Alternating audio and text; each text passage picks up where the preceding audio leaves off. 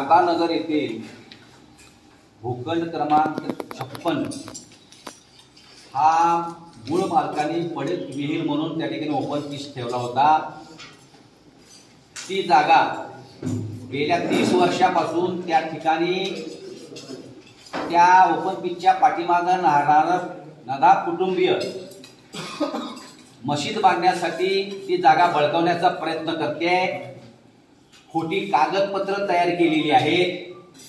त्या विरोधामध्ये तेथील हिंदू नागरिकांनी अप्पर तहसीलदारांच्याकडे प्रांताच्याकडे निकाल घेतले, परंतु मध्यंतरी महापालिकेच्या अधिकाऱ्यांना महापालिकेच्या वकिलाला हाताशी धरून एकतर्फी निकाल करून तो भूखंड बळकावायचा प्रयत्न केला, परंतु तिथल्या नागरिकांनी तो डाव उधळून लावला। त्या ठिकाणी मी गेलो होतो, कारण तो अंदाजे 1.5 कोटीचा भूखंड जशा पद्धतीनं मंगलमूर्ती कॉलनी, जशा पद्धतीनं पंचशील नगर या भागामध्ये ओपन पीसवर बेकायदेशीररित्या मशीद बांधण्याचा प्रयत्न होतोय, तशाच पद्धतीनं तो डाव आम्ही उधळून लावला होता। तशाच पद्धतीनं या ओपन पीसवर सुद्धा मशीद बांधण्याचा त्यांचा प्रयत्न होता आणि तसा कागद माझ्याकडे आहे।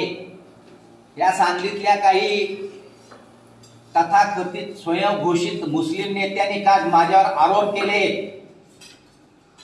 की नितीन शिंदेनी माफी मागावी।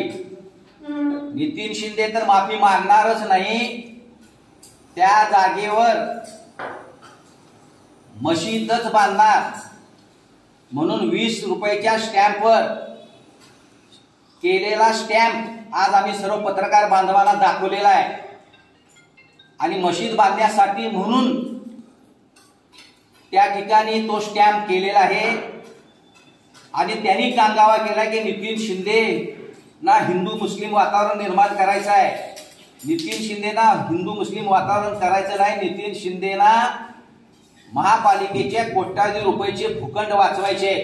आणि म्हणून महापालिकेनं आमच्या या मागणीचा विचार करून खालच्या कोर्टात जरी निकाल एकतर्फी त्यांनी करून घेतला असला तरी हायकोर्टामध्ये जाऊन या निर्णयाला स्थगिती मिळवून तो भूखंड महापालिकेच्याच मालकीचा राहायला पाहिजे। त्या ठिकाणी एखादं सर्व समाजाला उपयोगी येणारं सांस्कृतिक भवन, एखादं उद्यान काहीतरी त्या ठिकाणी व्हावं।